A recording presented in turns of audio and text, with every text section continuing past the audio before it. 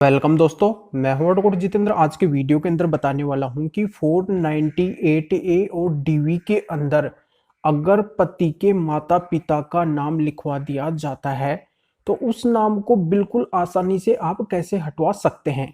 यहाँ पे बहुत सारे हाई कोर्ट के मैं जजमेंट बताने वाला हूं। उन जजमेंट के आधार पे पति अपने माता पिता के जो नाम उसमें लिखवाए हुए हैं केस के अंदर 498A और डीवी के अंदर, तो उनको आप बिल्कुल आसानी से हटवा सकते हैं। तो वो जजमेंट मैं इस वीडियो के अंदर क्लियर करने वाला हूं कि वो कौन कौन से जजमेंट है और उसमें क्या क्या कहा गया है। तो पूरी जानकारी इस वीडियो के अंदर मिलने वाली है, तो पूरा वीडियो बिल्कुल अंत तक आपको देखना है, तभी पूरी जानकारी आपके समझ में आएगी। उससे पहले बता देता हूँ, इस चैनल को सब्सक्राइब नहीं किया तो सब्सक्राइब भी कीजिए, बेल आइकन भी दबाइए, इस वीडियो को लाइक करके शेयर भी कर दीजिए जो और लोगों को भी इस जानकारी का पता चल सके। और मेरे से अगर बात करना चाहते हैं, कोई भी लीगल प्रॉब्लम है, तो इस वीडियो को डिस्क्रिप्शन में नंबर भी दिए गए हैं, अपॉइंटमेंट लेके हम उससे बात भी कर सकते हैं। चलिए शुरू करते हैं।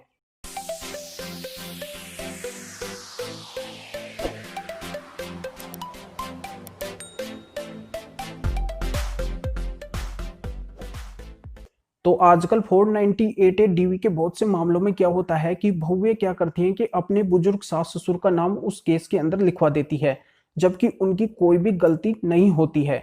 तो यहाँ पे मैं बात करने वाला हूँ सीनियर सिटीजन एक्ट की भी, और यहाँ पे बात करने वाला हूँ हाई कोर्ट के बहुत सारे जजमेंटों की भी, तो जिनके आधार पे उन बुजुर्गों को या फिर सास ससुर को संरक्षण प्रदान किया गया है। तो वो कौन कौन से यहाँ पे जजमेंट है और इस एक्ट के अंदर क्या कहा गया है, पूरी डिटेल इस वीडियो के अंदर मैं क्लियर करने वाला हूँ। तो यहाँ पे मैं सबसे पहले बात कर लेता हूँ एक हाई कोर्ट का जजमेंट यहाँ पे मैं प्रस्तुत कर रहा हूँ।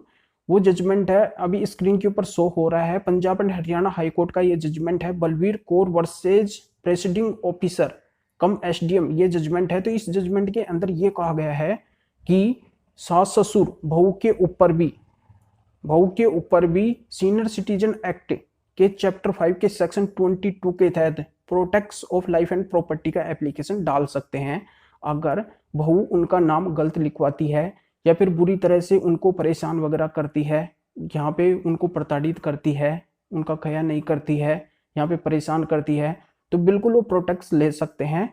और तो इस एक्ट के सेक्शन 22 में ये प्रावधान किया गया है कि ये संरक्षण कौन प्रदान करेगा, ये संरक्षण प्रदान करेगा जो डीएम होते हैं, डिस्ट्रिक्ट के अंदर जो डीएम होते हैं वो संरक्षण प्रदान करेंगे, वो सुरक्षा मुहैया करवाएंगे।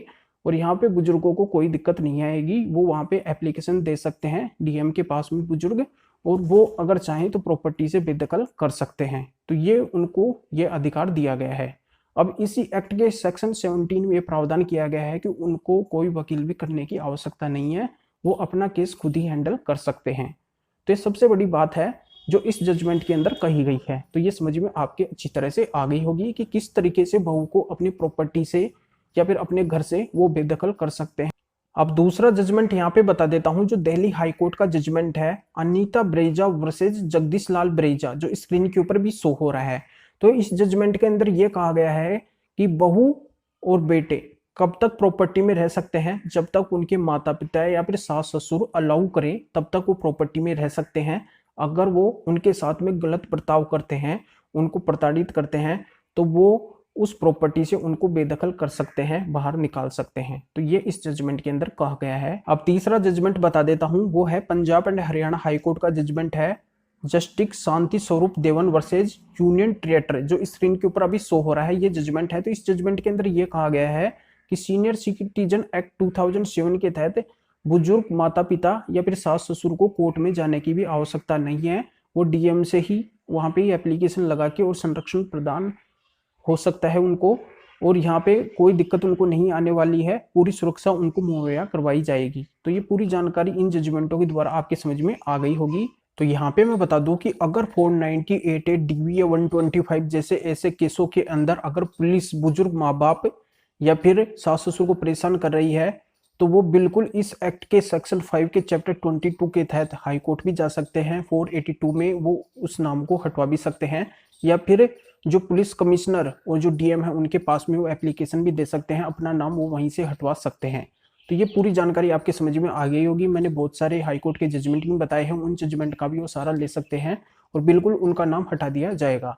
तो पूरी जानकारी आपकी समझ में आ गई है, तो वीडियो को लाइक जरूर करें और शेयर भी करें, जो और लोगों को भी इस जानकारी का पता चल सके। तो फिर आगे मिलेंगे आपसे नए वीडियो नए टॉपिक के साथ में। आप सभी का बहुत बहुत धन्यवाद।